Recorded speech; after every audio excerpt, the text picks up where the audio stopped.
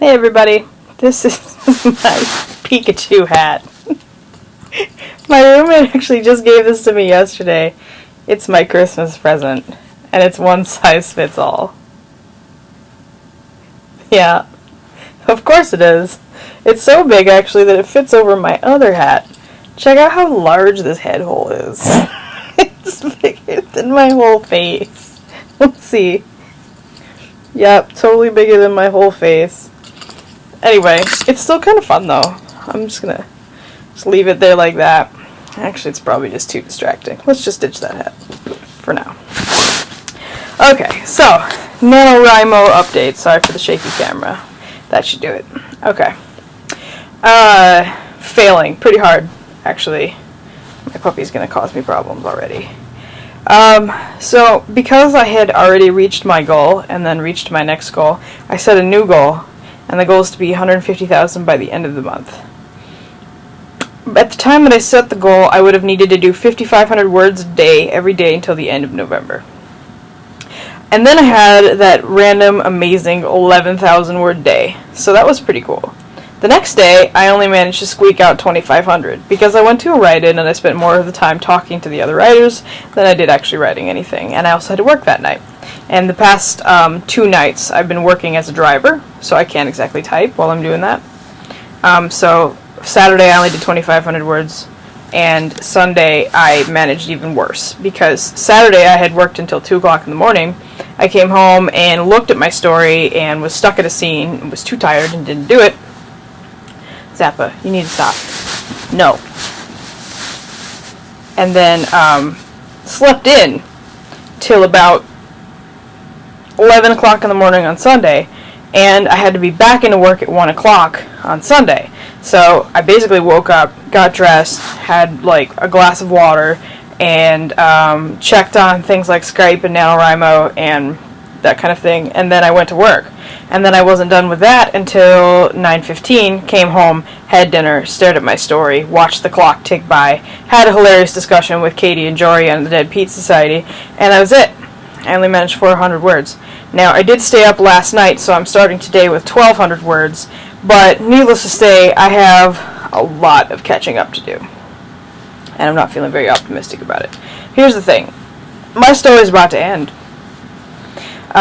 What I mean by my story's about to end, I did say that the storyline is going to be much longer, and that is still the case. However, book 1 is nearing a close. In fact, I'm within 5 chapters of it. I can feel it.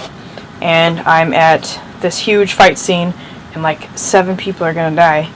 And for whatever reason, starting the confrontation has had me stumped. So I was stuck there. I think I finally just worked through it. So I might be able to write that scene now. And if that's the case, because it is going to be a very exciting scene and it is the end of the novel, I can really like bust it out. So I can feel like another like 10,000 word day coming. That all really just depends on how much time I have. Because now it's 11 o'clock in the morning. I donated platelets, which means I'm going to be exhausted. And I have to work from 1 p.m. to 7 p.m. tonight. We'll see. So Tuesday, I have off. And I've already scheduled meeting up with some of my fellow Rhymos from the Traverse City region at the library tomorrow. The only other thing I have going on besides that is a meeting at 1 p.m., which means I basically have the whole day free and clear to do the writing thing. I'm going to do my best on that day, hopefully make up all the lost ground, maybe finish my novel and start editing and doing whatever. So that's where the book stands. It's very exciting. I wrote a really awesome scene the other day.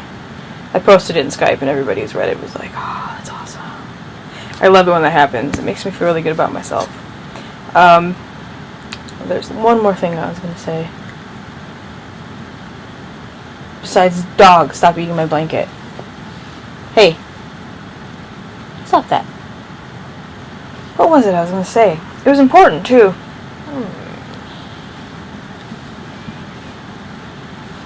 It's because I donated platelets, I'm sure of it, that I've forgotten entirely what I'm going to say. Oh, publishing. Okay, so, I've been back and forth on the publishing thing, like I've said. Jackie, my region ML, municipal liaison, they're like the leader of the region for NaNoWriMo, has promised that at our Thank God It's Over party, which is where we get prizes and stuff and talk about what we've been doing, she's going to try to have someone there to talk to us about publishing and important things like what you need to know about publishing, the process, agents, all this kind of stuff that new writers like me would never even hope to understand. That said, I found another article the other day that has me a bit concerned, and that's that publishers will almost never take on a new writer that have 200,000 words. Yeah. So, I have 200,000 words. I can cut some. In fact, I expect to cut some. But I also expect to add on just as much, if not more. Because my story is... When you bust out a first draft, it's like progression from beginning to end. It's very linear. I have the workhorse load of it done. Everything from here on out, though, is polish. It's going to be like tiny side plots and mysteries that I've tried to weave through. Character progression, little details that I'm missing. Setting, weather, fashion, the culture, things like that. Things that I need to have in there. When you write a fantasy novel, there's a good bit of world building that needs to occur, and I have to add some more into that. I know that I have to do that. And there's also some scenes that I had meant to do that in my rush to get my story done, I've neglected. So they will need to be put back in there. So while I can probably trim off 10,000 words at most, I'm probably going to add on a good 30,000 words. So that whole being under 200,000 words for a publisher isn't going to happen. So if it does turn out that no one's going to publish my book because it's 200,000 words, I'm actually going to have to self-publish because I'm not going to sacrifice my story for the sake of anybody. I could cut it into 2 books, but I don't want to.